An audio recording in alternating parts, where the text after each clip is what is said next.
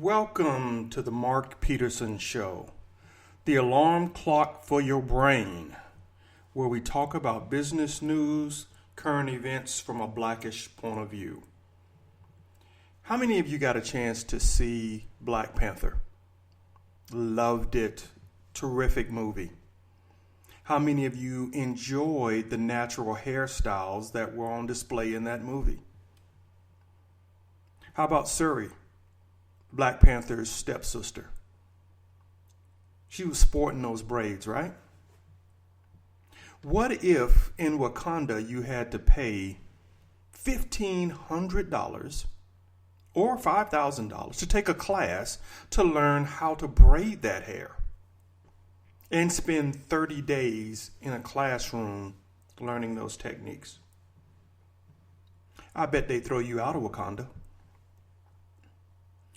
Well, Wakanda is not a real place, but Tennessee is a real state, and they have those requirements for people wanting to braid natural hair. A $1,500 to $5,000 class, 30 plus days in a classroom in order to do what people have been doing for hundreds of years in the Black community, braiding hair. Tennessee, since they have passed the legislation, has fined upwards of $100,000 to unlicensed natural hair shops. In fact, one natural hair shop was fined $16,000, and the owner is on a monthly payment plan of about $850 a month to pay that fine off for braiding her natural hair. Now, to Tennessee's credit, you do have some rational politicians who've stepped forward and have tried to strike down this legislation. House Bill 1809 was put out back in February of this year to make it so that individuals who wanted to braid natural hair did not need a license to do so. Believe it or not, it was the Black barbers, stylists, and cosmetologists who stood with this legislation, claiming that if you strike it down, you would kill their livelihood. On Monday of this week, March 18, 2018, Mark Norris, one of the sponsors of the bill that would have struck down this legislation, withdrew it because of the opposition from natural hairstylists, barbers, and cosmetologists in the state. The bill was opposed by State Representative Antonio Parkinson, who claimed that if the bill had passed, people would get disease and infections from unlicensed natural hairstylists. Now let's go over this again. In Tennessee, to get a license, you have to go to just one of 3 certified schools in Tennessee, spend somewhere between $1,500 and $5,000 on a class that will teach you how to braid. Coursework requires you to be there for 300 plus hours to get that certification. That's over a month. 1/12 of a year out of your life to get a license to braid natural hair. Now, currently, believe it or not, there are 32 other states that require a license to braid. Now, is this really warranted? Not even officials in Tennessee think it's warranted. According to Brian McCormick, the Tennessee Deputy Commissioner, he thought this was an overreach and stood in support of legislation to strike down the licensing. He stated that since 2010, there have only been 2 complaints about unlicensed natural hair stylists when it came to the services that they provided. In a deeper study of 17 jurisdictions outside of Tennessee over the same time period, they only found 11 complaints, 9 of which were unwarranted. So in Tennessee and in 17 jurisdictions outside of Tennessee,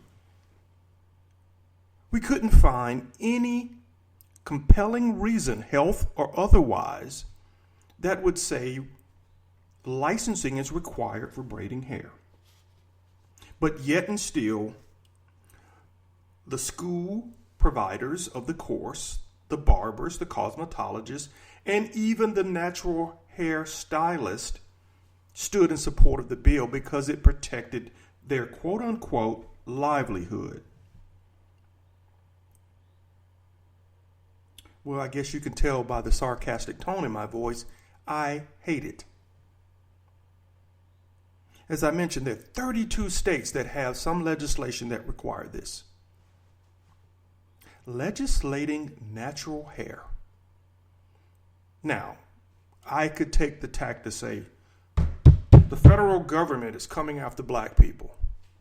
I don't think that's necessarily the case. I think they're greedy people who want to set up artificial barriers to trade. And this is a good target, but it goes deeper than that. And I'm going to get real deep with this in a minute to tell you why I hate stuff like this. But before I do that, I want to tell you the states where you can go and braid hair and you don't need a license. Arizona, Arkansas, California, Colorado, Connecticut, Delaware, my home state of Georgia, Iowa, Kansas, Kentucky, Michigan, Mississippi, Nebraska, Utah, Virginia, Washington, and West Virginia. Now, Florida, Minnesota, Oregon, and South Carolina have a requirement, but they only require a 2 to 3 day course and a $25 registration fee. Very minimal hurdle.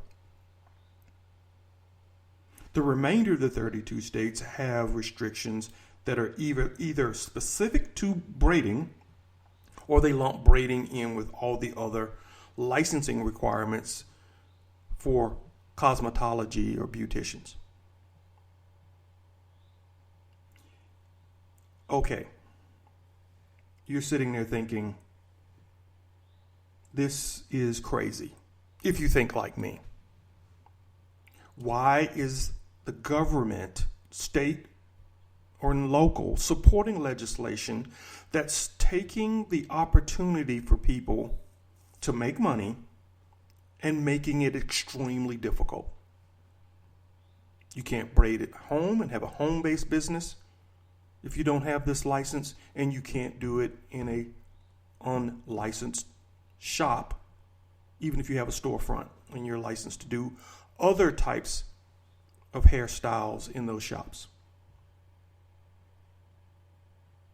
Sounds like an overreach. Sounds like a restriction of trade to me.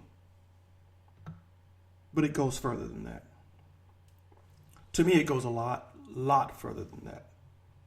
Let's talk about some of the reasons why I hate this legislation. First, it hurts competition. According to Forbes, Mississippi has the same size black population as Tennessee. Tennessee has 150 natural hair shops. Mississippi has 2,600 natural hair shops.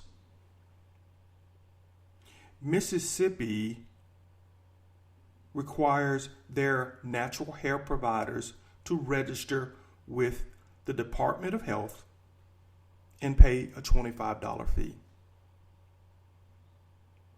So the issues around whether or not unlicensed individuals or people who aren't certified to provide braiding services because of health reasons is moot in Tennessee because they have to register with the health department and are subject to inspections. So why such a high barrier in Tennessee? Because of the streamlined process in Mississippi, shops are leaving Tennessee and flocking to Mississippi, and I would too. The Tennessee legislation is actually harming the constituents. So State Representative Antonio Parkinson, who stood with those who supported the existing legislation, is hurting his constituents. They're paying higher prices because of less competition in the face of growing demand for natural hairstyles like braiding.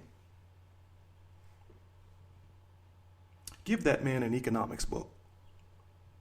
Tell him to watch CNBC and listen to the discussions about the ongoing tariffs for aluminum and steel.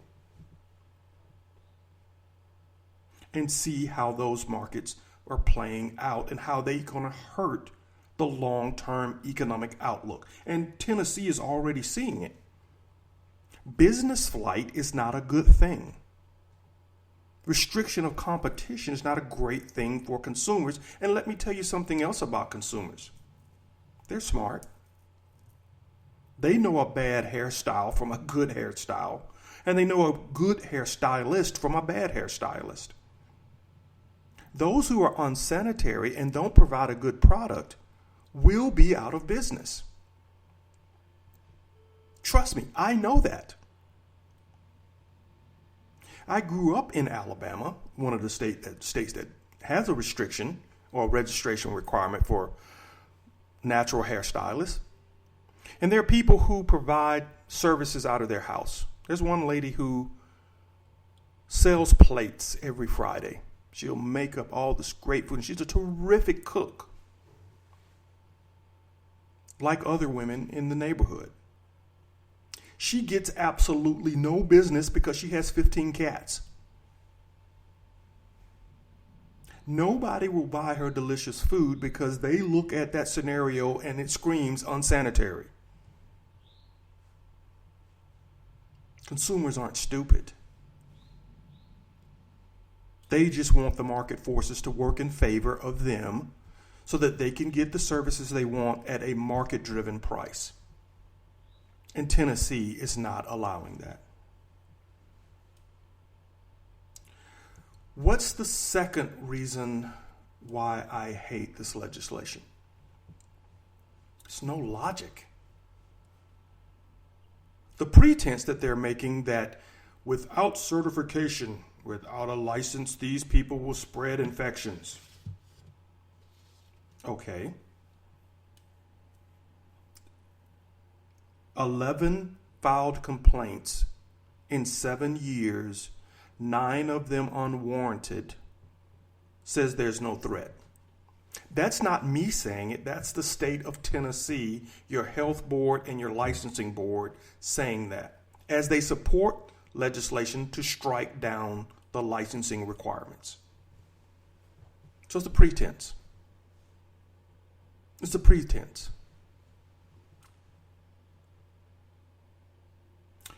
If you're concerned about the consumer, why haven't these same groups tried to ban hair straightening products? You know, the stuff you put in your hair to relax it, to make it straight, or the Jerry curl. When I was in college, I started a business selling health and beauty aid products to New England area colleges where those did not exist. Because that part of the country, Maine, Rhode Island, Vermont, New Hampshire, is less than 1% black. But you have a lot of black students at colleges. I saw that as an opportunity. So I sold a lot of hair relaxers And I'm not going to tell you that I even use some on myself, but I use some on myself. So I know how painful those lye-based products can be if you keep them in your hair too long. Can they burn your scalp? Yes. Can they get in your eye? Absolutely. Are there probably more complaints for those products than there are for natural hair stylists doing braids? Dollars to donuts, yes. So why aren't they trying to stop people from using those products at home or in home-based businesses? Because they see an opportunity for a money grab and to distort the market. And that's just now how it should work. State Representative Antonio Parkinson shouldn't work that way.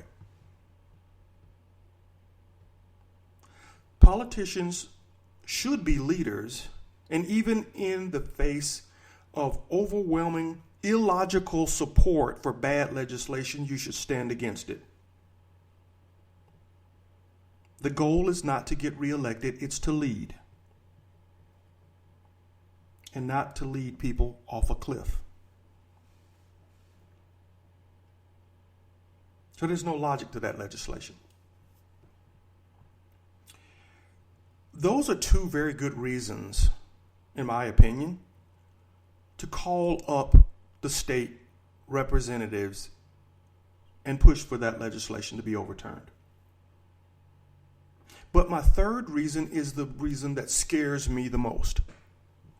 And it's the reason why everyone listening to this podcast, black, white, or other, should care about this issue. Because some of you listening to it said, I don't have natural hair, I don't have black hair, this is not my concern. Yes, it is. When local, state, or federal governments get to a point where they are legislating your life to this degree, to make it easier for larger corporations to manage how you spend your money, to control your budgets to the point where you have no financial freedom, you should care. You should care. That's why this show is called The Alarm Clock for Your Brain, because I'm going to wake you up. Do you want large farmers to tell you that you can't have a home garden? Now you're waking up. Because it's happening already.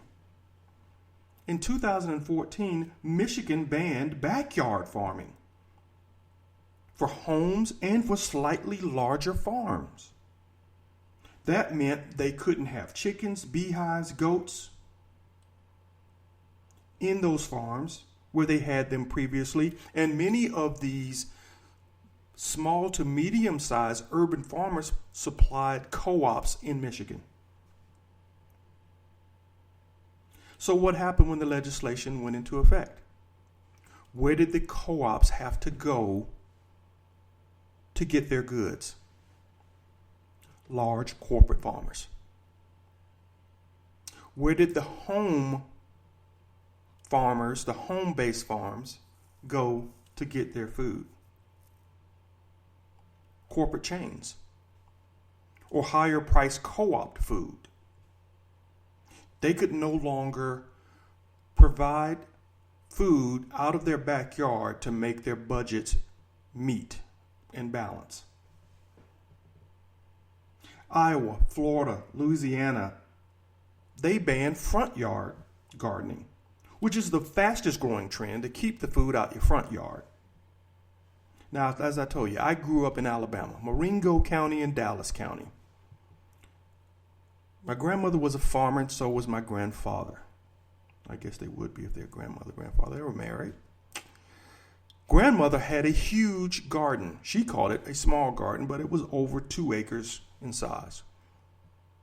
Everything in the front yard you could think of. Goats, chickens, pigs, and then a huge garden. Corn, peas, tomatoes, you name it. It was what you would call a poor community, but no one went hungry.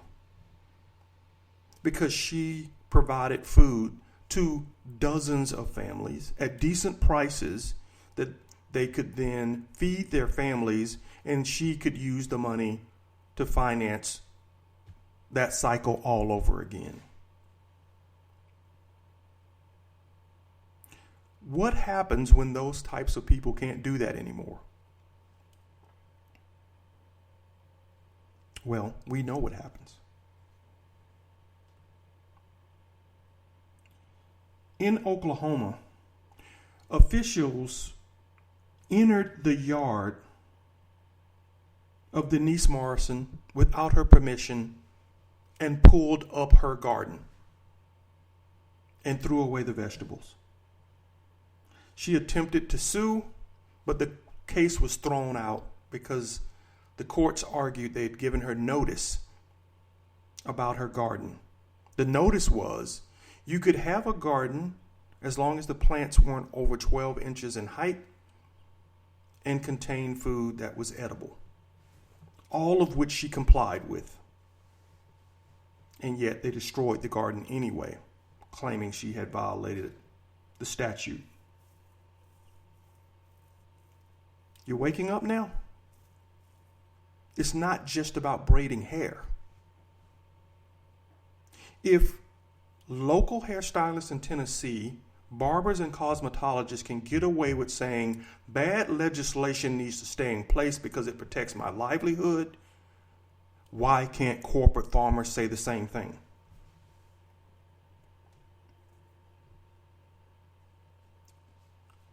What if bottled water companies came to you and said, you can't collect rainwater?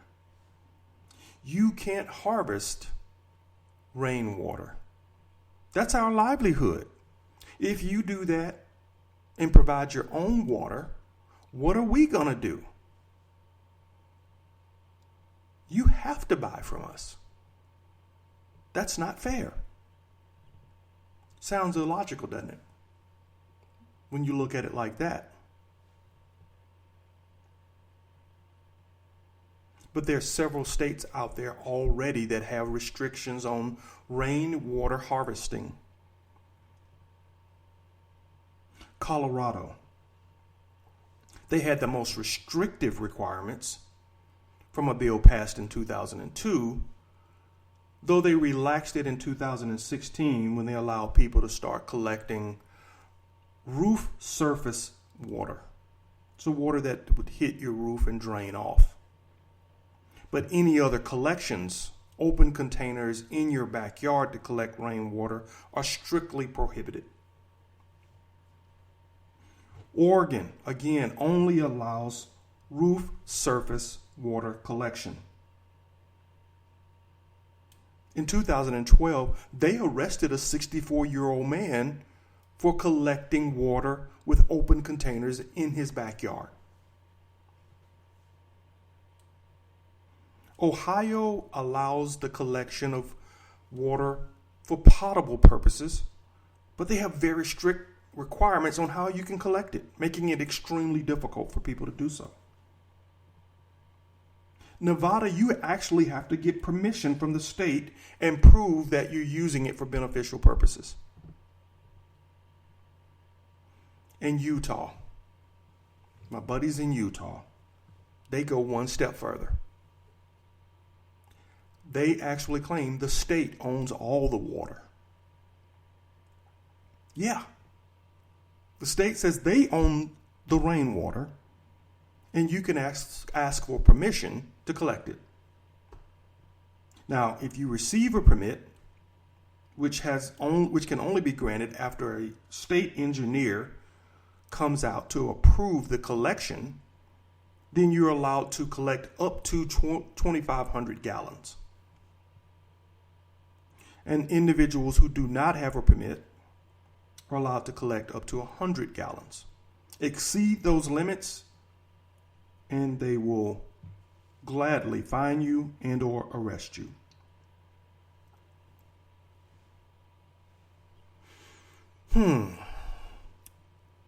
Braiding hair now seems not so funny. seems like more stupid legislation that has a theme to it. That all the things that you can do that you thought you could do in a free and open society to live your life without harm to neighbor or self are slowly but surely being restricted.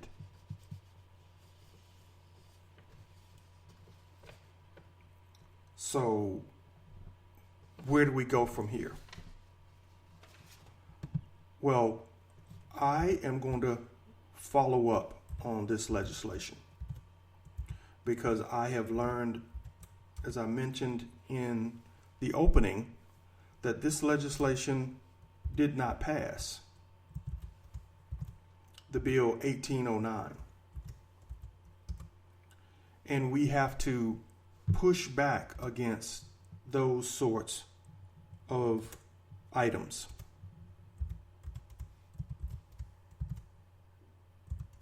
Push back against bad legislation. And that's what I plan to do. Tune in to the next episode and get an additional update on where we go from here.